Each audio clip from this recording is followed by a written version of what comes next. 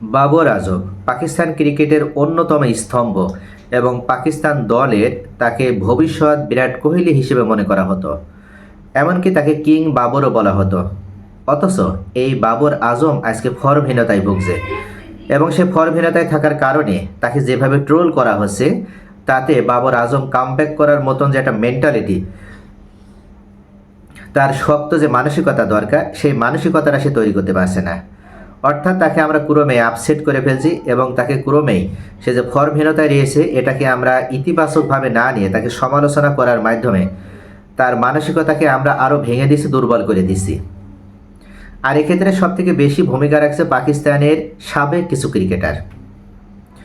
এই সাবেক ক্রিকেটারগুলো আসলে তারা যখন খেলেছে তখন সেই সময় তারা যতটা জনপ্রিয়তা অর্জন করতে পেরেছিল, তার থেকে বর্তমান সময়ের বাবর আজম আরও অনেক অনেক বেশি জনপ্রিয়তা অর্জন করেছে।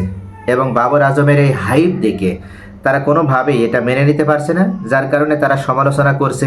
সাকলাইন মুস্তাক, ওয়াসিম আকরাম, কামরান আকমাল, আহমেদ শেহজাদ, আমির, এরা সকলেই যেন বিশেষ একটা মিশন নিয়ে নেমেছে, যে মিশনের উদ্দেশ্য হচ্ছে বাবর আজমকে ট্রোল করে করে তার মেন্টালিটি ভেঙে দেওয়া, তার মানসিকতাকে একদম নষ্ট করে দেওয়া এবং তার ভিতরে যে শক্তিটা, সেই শক্তিটাকে একবারে দুর্বল করে দেওয়া।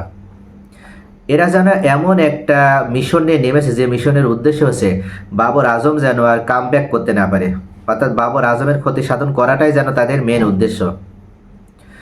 এমনকি আহমেদ শেহজাদের ধারাভাষ্যে দেখা গিয়েছে যে তিনি মাঝে মাঝেই উল্লেখ করেছেন যে বাবর আজমের থেকে তিনি ভালো কোয়ালিটিফুল খেলোয়াড়। অথচ আহমেদ শেহজাদ কতটুকু কোয়ালিটিফুল সেটা তো আমরা সকলেই জানি। তবে বাবর আজমের যে ফিউচার রয়েছে, বাবর আজমের যে ফিটনেস রয়েছে, সে এখনও শারীরিকভাবে এবং ফিটনেসের দিক থেকে সে সব দিক থেকে বেস্ট অপশনে, বেস্ট মোমেন্টামে আসে। তবে এই মুহূর্তে বাবর আজমকে যদি আমরা তার ফর্মে আসার সুযোগ প্রদান করি, সে যদি ফর্মে আসতে পারে, তাহলে দেখা যাবে যে সে এখনও 5 থেকে 7 বছর ভালোভাবে দেশকে সার্ভিস দিতে পারবে এবং ভালো কিছু খেলা সে উপহার দিতে পারবে।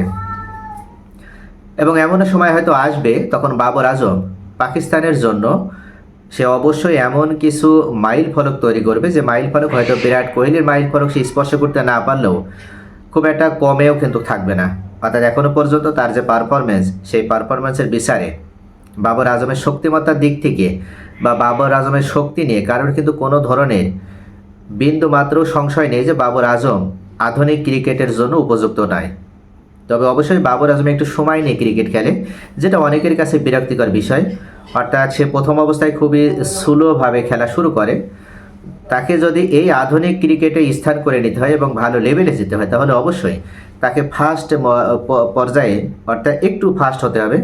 অর্থাৎ সে যখনই ক্রিজে আসবে তখন থেকে তার একটু অ্যাগ্রেসিভ ভূমিকা থাকা লাগবে এবং বল সেভাবে যেভাবে সে সমীহ করে খেলে, সেটার পরিবর্তে তাকে অবশ্যই একটু অ্যাগ্রেসিভ ভূমিকা নিয়ে যদি খেলতে পারে, তাহলে অবশ্যই আধুনিক ক্রিকেটে সে একটা জনপ্রিয় খেলোয়াড় হয়ে উঠবে। বাবর আজম কিন্তু বিরাট কোহলির থেকে একদিক থেকে অনেকটাই কিন্তু সেম পর্যায়ে রয়েছে। বিরাট কোহলি যেমন উইকেট রোটেশনের মাধ্যমে রান নিতে ভালোবাসে, অর্থাৎ যত না বাউন্ডারির দিকে মনোযোগ দেয়, তার থেকে বেশি সিঙ্গেলসের উপরে তিনি গুরুত্ব দেন। বাবর আজমের ক্ষেত্রে আমরা সেটাই দেখি, তিনি যতটা বাউন্ডারির প্রতি গুরুত্ব না দেন, তার থেকে বেশি উনি কিন্তু সিঙ্গেলস, ডাবলসের প্রতি গুরুত্ব দেন। এই দিক বিবেচনায় বাবর আজম এবং বিরাট কোহলি এই দিকটাতে কিন্তু একই লেভেলের, অর্থাৎ একই মানসিকতা বা একই পজিশন বা বলা চলে যে একই কোয়ালিটির খেলোয়াড়। যখন বাবর আজমের সাথে বিরাট কোহলির তুলনা করা হয়, তখন সঙ্গত কারণেই ভারতীয়রা তারা কখনো চাইবে না যে বাবর আজমকে কমে ছেড়ে দিতে। তারা অবশ্যই নেট পাড়ায় প্রভাব তৈরি করার মাধ্যমে ট্রোল করবে বাবর আজমকে, আর বাবর আজমের মেন্টালিটি সেখানে দুর্বল হয়ে যাবে। কিন্তু নিজের দেশের খেলোয়াড়দের কাছ থেকে কখনো বাবর আজম আশা করেনি যে তারা তাকে এইভাবে তারা সমালোচনা করবে। অবশ্যই তারা সিনিয়র ক্রিকেটার হিসেবে তাদের উচিত ছিল বা কর্তব্য ছিল বাবর আজমকে একটু উৎসাহ প্রদান করা, একটু ইন্সপায়ার্ড করা, বাবর আজমের কামব্যাক করার সুযোগ দেওয়া এবং বাবর আজমের শক্তিমত্তা নিয়ে তারা কোনো ধরনের সন্দেহ না করে বাবর আজমের ভিতরে যে প্রতিভা রয়েছে, সেই প্রতিভাটা তাকে পুরস্কৃত করার সুযোগ প্রদান করা।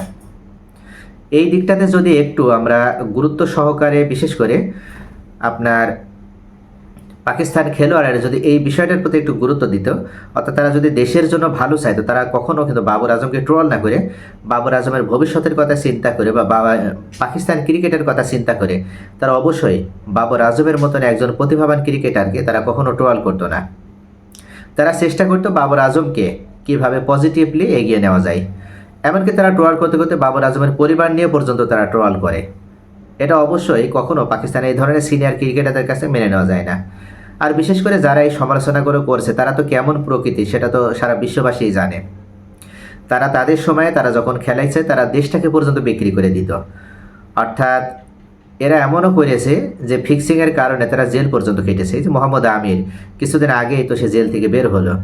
তাহলে বুঝতেই পারছেন যে পাকিস্তান ক্রিকেটে বর্তমান যারা এই মিশনে আছে তারা কেউই কিন্তু সাধু নয় বা তারা কেউই দুর্নীতিমুক্ত ব্যক্তি নয়। তাহলে অবশ্যই এর পেছনে নিশ্চয়ই কোনো না কোনো যুক্তি আছে, যেটার মাধ্যমে তারা চাচ্ছে যে বাবর আজমের ক্রিকেট জীবনটাকে একবারে ধ্বংস করে দিতে এবং বাবর আজমের ফিউচারটাকে একবারে শেষ করে দিয়ে বাবর আজমের ক্রিকেট ক্যারিয়ারটাকে তারা শেষ করে দিতে চায়। আমরা এই ধরনের এক্সপেকটেশন কখনো করি না। আমরা অবশ্যই এমন এক্সপেক্ট করি যেখানে অন্তত এই সিনিয়র ক্রিকেটারগুলো তারা নিজেরা বরং জুনিয়র ক্রিকেটার হিসেবে যারা রয়েছে তাদেরকে অবশ্যই কামব্যাক করার সুযোগ দেবে এবং তাদের প্রতিভার মাধ্যমে তারা ভালো খেলা যেন উপহার দিতে পারে, সেইভাবে তারা তাদেরকে যেন উৎসাহ প্রদান করতে পারে।